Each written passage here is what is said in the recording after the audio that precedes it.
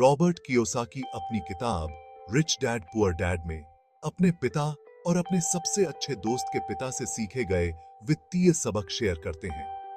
वो उन्हें प्यार से अपने पुअर डैड और रिच डैड कहते हैं। यह किताब पैसे और दौलत के प्रति उन दो अलग-अलग मानसिकताओं पर प्रकाश डालती है। कियोसाकी के अपने पिता पुअर डैड बहुत पढ़े लिखे थे और एक स्थिर नौकरी करते थे। दूसरी ओर उनके दोस्त के पिता रिच डैड एक स्वनिर्मित उद्यमी थे। उनका मानना था कि वित्तीय स्वतंत्रता आय उत्पन्न करने वाली संपत्ति अर्जित करने से आती है। कियोसाकी ने सीखा कि वित्तीय सफलता इस बात से तय होती है कि व्यक्ति पैसे को कैसे प्रबंधित और निवेश करता है। रिच डैड पुअर डैड में दिए गए सबसे गहन पाठों में से एक यह है कि अमीर पैसे के लिए काम नहीं करते, वे पैसे को अपने लिए काम कराते हैं। यह अवधारणा निष्क्रिय आय स्रोतों के निर्माण के इर्द गिर्द केंद्रित है। पुस्तक संपत्ति और देनदारियों के बीच के अंतर को समझाती है। संपत्ति वे चीजें हैं जो आपकी जेब में पैसा डालती हैं। रिच डैड ने संपत्ति अर्जित करने के महत्व पर जोर दिया। अपने काम से काम रखो रिच डैड पुअर डैड का एक और महत्वपूर्ण सबक है। यह आय के लिए पूरी तरह से नौकरी पर निर्भर रहने के बजाय अपनी संपत्ति बनाने और उसका प्रबंधन करने के महत्व पर जोर देता है। रिच डैड का मानना था कि एक व्यवसाय का मालिक होना, चाहे वह छोटा ही क्यों ना हो, मूल्यवान वित्तीय शिक्षा और धन सृजन के अवसर प्रदान कर सकता है। उन्होंने रॉबर्ट और अपने बेटे को उद्यमिता, रियल एस्टेट निवेश और पारंपरिक रोजगार के बाहर आय उत्पन्न करने के अन्य तरीकों के बारे में जानने के लिए प्रोत्साहित किया। यह पाठ अनिवार्य रूप से एक बड़े निगम को शुरू करने के बारे में नहीं है, बल्कि एक उद्यमशील मानसिकता विकसित करने के बारे में है।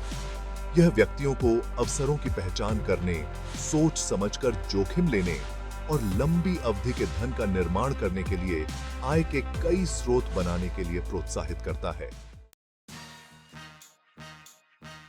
भाग 4, करों का इतिहास और निगमों की शक्ति।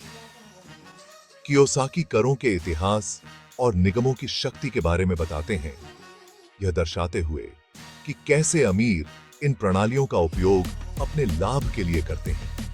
वह बताते हैं कि कर कानूनों और कॉर्पोरेट संरचनाओं को समझने से व्यक्तियों को कानूनी रूप से अपने कर के बोझ को कम करने और अपनी संपत्ति की रक्षा करने में मदद मिल सकती है।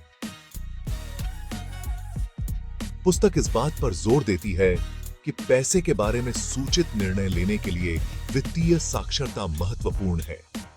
रिच डैड ने कियोसाकी को व्यवसायों और निवेशकों के लिए उपलब्ध विभिन्न कर लाभों के बारे में बताया, यह उजागर करते हुए कि इन रणनीतियों का उपयोग धन को संरक्षित करने और वित्तीय लाभ बनाने के लिए कैसे किया जा सकता है। यह खंड पाठकों को वित्तीय मामलों के बारे में खुद को शिक्षित करने और अपनी वित्तीय रणनीतियों को अनुकूलित करने के लिए आवश्यकता पड़ने पर पेशेवर सलाह लेने के लिए प्रोत्साहित करता है। भाग 5, अमीर पैसा ईजाद करते हैं। अमीर पैसा ईजाद करते हैं, यह वित्तीय रचनात्मकता के महत्व और उन अवसरों की तलाश पर जोर देता है जिन्हें दूसरे नजरअंदाज कर सकते हैं।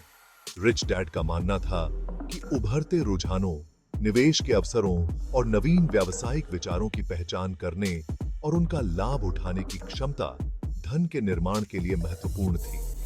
यह पाठ पाठकों को अपनी वित्तीय बुद्धिमत्ता विकसित करने, लीक से हटकर सोचने और धन सृजन के अपने अवसर पैदा करने के लिए सोच समझकर जोखिम लेने को तैयार रहने के लिए प्रोत्साहित करता है।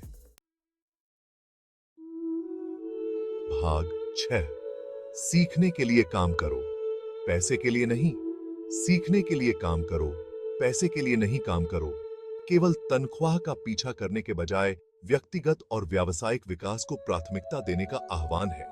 रिच डैड ने रॉबर्ट को ऐसी नौकरियों और अनुभवों की तलाश करने के लिए प्रोत्साहित किया जो उन्हें मूल्यवान कौशल सिखाएं। उनका मानना था कि वित्त, निवेश और व्यवसाय प्रबंधन जैसे क्षेत्रों में ज्ञान और कौशल प्राप्त करना अपने आप में एक निवेश था। यह दृष्टिकोण व्यक्तियों को बाजार में अधिक मूल्यवान संपत्ति बनने का अधिकार देता है।